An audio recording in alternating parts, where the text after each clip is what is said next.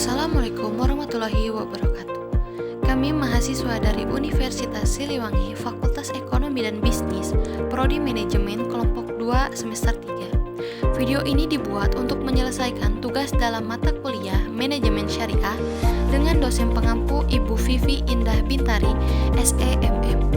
Kami kelompok 2 terdiri dari 4 anggota kelompok yang masing-masing bekerja sama memenuhi tugas materi dengan judul fungsi perencanaan dan organisasi. Sebelum kami masuk ke pembahasan, terlebih dahulu kami akan memperkenalkan diri kami. Yang pertama, ada Syakila Marwah dengan NPM 223402036. Yang kedua ada Muhammad Imron M dengan NPM 223402189.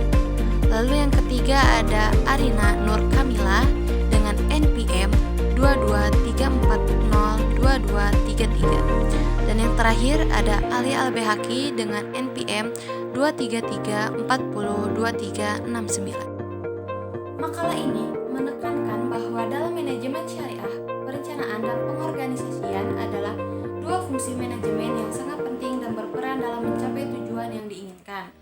Perencanaan dalam manajemen syariah sudah ada sejak zaman Rasulullah SAW dan diteruskan oleh para pemimpin Islam sesudahnya.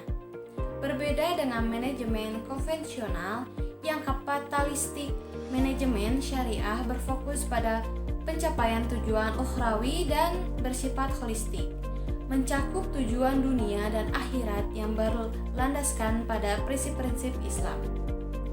Perlu diketahui juga bahwa dalam dunia manajemen, perencanaan, dan pengorganisasian merupakan dua fungsi dasar yang sangat penting dalam memastikan keberhasilan suatu organisasi atau perusahaan. Perencanaan adalah proses penetapan tujuan dan menentukan cara terbaik untuk mencapainya suatu keberhasilan. Organisasi adalah proses pengaturan sumber daya dan aktivitas untuk melaksanakan rencana yang telah ditetapkan. Kedua fungsi ini saling berkaitan dan merupakan fungsi dari semua aktivitas manajerial lainnya. Perencanaan merupakan langkah awal dalam proses manajemen yang berfungsi untuk menetapkan tujuan, strategi atau cara untuk mencapai tujuan tersebut agar efektif dan juga efisien. Dalam manajemen syariah, perencanaan tidak hanya berorientasi pada keuntungan material, tetapi juga mencakup pada aspek moral dan juga spiritual. Perencanaan melibatkan berbagai elemen seperti analisis situasi, perakiraan atau forecasting, establishing objektif atau penentuan tujuan, pemrograman atau programming, penganggaran atau budgeting, scheduling atau penjadwalan, dan juga developing prosedur atau pengembangan prosedur. Contoh analogi sederhana dari proses perencanaan seperti mungkin kita ingin menjadi seorang pebisnis yang sukses itu. Contohnya menjadi seorang pebisnis bakso. Nah, sebelum kita berusaha tentu kita harus merencanakan. Nah, merencanakan dimulai dari penetapan tujuan. Penetapan tujuannya itu tadi agar kita menjadi seorang pebisnis bakso yang sukses. Nah, setelah itu memperkirakan melalui informasi-informasi yang kita dapatkan dari data yang akurat serta relevan. Contoh, melakukan survei bahan baku seperti apa yang berkualitas, resep bakso seperti apa yang diminati, dan juga perawatan serta lokasi yang juga strategis. Nah, setelah itu kita olah dan menetapkan langkah-langkah atau strategi untuk mencapai tujuan tersebut. Nah, dengan menggunakan sumber daya yang kita punya, lalu kita membuat penganggaran, penjadwalan, dan juga menetapkan langkah-langkah yang lebih konkretnya seperti apa. Lalu dilakukan pelaksanaan dari perencanaan tersebut. Islam sebagai sistem kehidupan yang sempurna tentu memiliki konsep manajemen, seperti dalam Quran Surat As-Saff ayat 4 yang menjelaskan atau mengisyaratkan kepada kita untuk menjalankan kewajiban rapi dalam berjuang di jalan Allah, sebuah keharusan untuk menerapkan manajemen yang baik dalam semua pekerjaan kebaikan agar mendapatkan hasil yang maksimal. Dalam manajemen syariah, perencanaan harus berdasarkan pada prinsip-prinsip yang terkandung dalam Al-Quran serta hadis. Konsep perencanaan dalam pertimbangan syariah tentu universal dapat diterapkan oleh semua umat karena menjunjung tinggi nilai-nilai atau hukum syariah seperti kebenaran, kejujuran, keadilan, dan tanggung jawab sosial. Hambatan dalam perencanaan yang pertama yaitu keterbatasan pengetahuan mengenai kondisi internal sebuah organisasi. Nah, apabila kita tidak mengetahui dengan baik kondisi internal sebuah organisasi, maka kita tidak bisa menentukan tujuan atau tidak bisa menentukan keberlangsungan tujuan organisasi. Yang kedua, keterbatasan pengetahuan mengenai lingkungan eksternal. Apabila kita tidak mengetahui kondisi lingkungan eksternal kita dengan baik, maka kita tidak bisa beradaptasi. Yang ketiga, ketakutan akan kegagalan. Bagi seseorang, kegagalan merupakan sebuah ancaman. Nah, oleh karena itu, seseorang tersebut tidak dapat mengambil sebuah resiko untuk menentukan perencanaan yang lebih baik untuk mencapai goals yang lebih menantang. Mengatasi masalah dalam perencanaan. Yang pertama, meningkatkan keterlibatan berbagai pihak yang akan terpengaruh dalam proses perencanaan. Nah, apabila kita membangun teamwork yang bagus dalam sebuah organisasi, maka kita akan optimis untuk mencapai suatu tujuan. Yang kedua, memberikan informasi secara transparan kepada pihak internal yang terlibat terkait kemungkinan-kemungkinan dan akibatnya. Nah, apabila teamworknya sudah bagus, maka akan berfokus pada efektivitas serta efisiensi. Yang ketiga, mengembangkan pola perencanaan dan penetapan yang efektif serta efisien atau sudah teruji untuk mendorong keoptimisan dalam mencapai tujuan. Nah, apabila kita berkoordinasi dengan ahli syariah mengenai perencanaan yang baik itu seperti apa, ini akan mengurangi ketakutan kita akan kegagalan.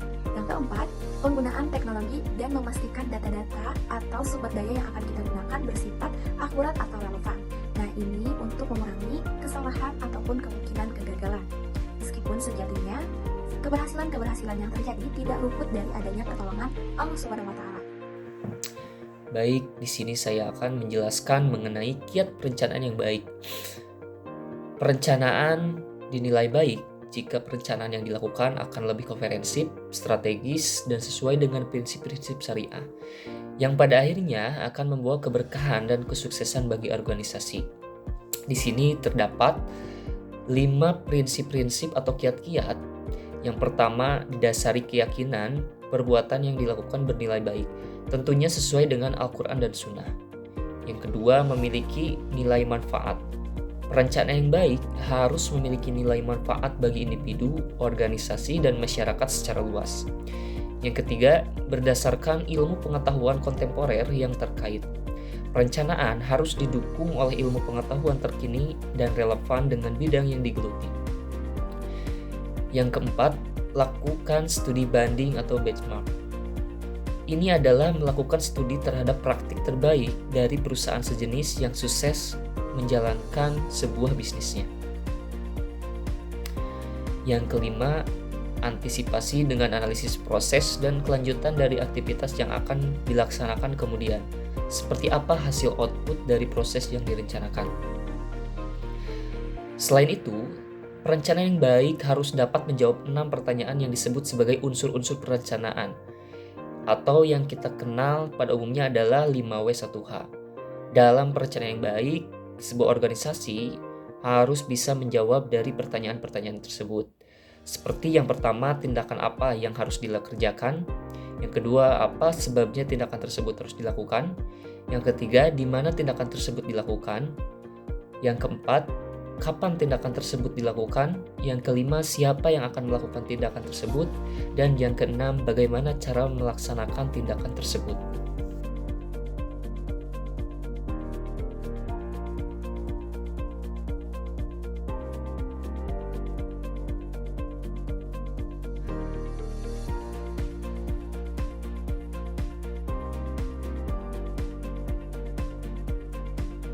Menetapkan tujuan pengorganisasian, yaitu menentukan tujuan organisasi yang selaras dengan prinsip syariah. Langkah awal yang sangat penting.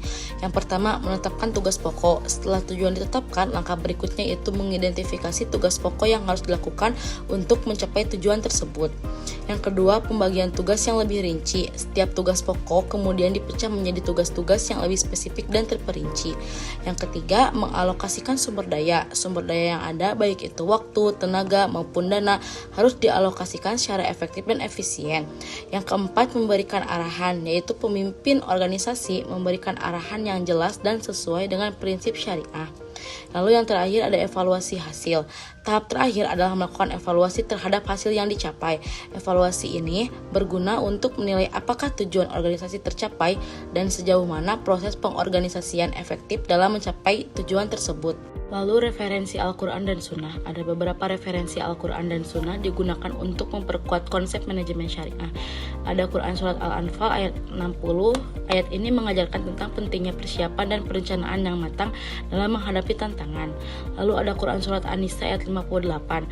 Ayat ini menekankan pada pentingnya menunaikan amanah dengan baik dan menegakkan keadilan. Ini relevan dengan pengorganisasian dan pelaksanaan kekuasaan dalam organisasi yang harus dilakukan dengan penuh tanggung jawab. Lalu hadis tentang amanah, ada banyak hadis yang menekankan pentingnya menjaga amanah dan menjalankan dengan benar. Dalam manajemen syariah, setiap tugas dan tanggung jawab yang diemban dianggap sebagai amanah yang harus dipertanggungjawabkan di hadapan Allah Subhanahu wa taala. Dengan mengikuti tahapan pengorganisasian yang baik, menjalankan kekuasaan sebagai amanah dari Allah dan berpedoman pada Al-Quran dan Sunnah, organisasi diharapkan mampu mencapai keberhasilan yang tidak hanya terukur dari segi materi tetapi juga dari segi spiritual dan etika Islam. Kekuasaan dalam pandangan Islam. Kekuasaan dalam Islam dilihat sebagai amanah yang harus dijalankan dengan penuh tanggung jawab dan keadilan. Ada beberapa prinsip dasar mengenai kekuasaan dalam Islam, yaitu sumber kekuasaan. Dalam Islam, semua kekuasaan berasal dari Allah Subhanahu wa taala. Pemimpin hanya merupakan pelaksana kehendak Allah di bumi. Lalu ada pembagian kekuasaan. Lalu kekuasaan legislatif, yaitu melibatkan pembuatan undang-undang yang harus selaras dengan hukum Islam. Lalu ada kekuasaan eksekutif, yaitu melaksanakan peraturan dan memastikan kemaslahatan umum yang terpenuhi. Lalu ada kekuasaan yudikatif, yaitu berfungsi untuk menegakkan keadilan dan menyelesaikan perselisihan berdasarkan syariat. Dan yang terakhir ada amanah dan keadilan, yaitu kekuasaan adalah amanah yang harus dijalankan dengan adil, tanpa memihak dan selalu berorientasi pada kesejahteraan umat. Kekuasaan yang dijalankan tanpa keadilan akan mendatangkan kehancuran baik di dunia maupun di akhirat. Selanjutnya adalah unsur dan jenis organisasi. Dalam setiap organisasi harus memiliki 4 unsur dasar.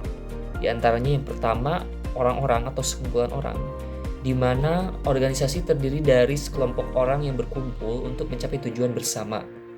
Yang kedua, kerjasama. Merupakan upaya kolektif dari anggota organisasi untuk mencapai tujuan yang telah ditetapkan. Yang ketiga, tujuan yang ingin dicapai. Tujuan ini menjadi panduan bagi semua kegiatan organisasi dan menjadi motivasi bagi anggota untuk bekerja sama. Dan yang terakhir adalah kepemimpinan. Kepemimpinan sebagai unsur yang mengarahkan dan mengendalikan organisasi. Pemimpin bertanggung jawab untuk membuat keputusan strategis, mengarahkan anggota, dan memastikan bahwa organisasi berjalan menuju tujuannya. Selanjutnya adalah jenis organisasi. Nah, dapat kita simpulkan bahwa perencanaan dan pengorganisasian adalah dua fungsi yang sangat penting dalam manajemen syariah. Keduanya harus dilakukan dengan mempertimbangkan prinsip-prinsip syariah untuk mencapai tujuan organisasi yang berorientasi pada ridho Allah Subhanahu wa taala, yang menekankan pada keadilan, kejujuran, dan tanggung jawab terhadap amanah yang diemban. Saran yang ditekankan pentingnya bagi setiap individu dan organisasi untuk menangani dan memahami konsep perencanaan dan pengorganisasian dalam manajemen syariah. Penerapan prinsip-prinsip syariah dalam manajemen akan membawa keberkahan dan kesuksesan dalam kehidupan dunia dan akhirat.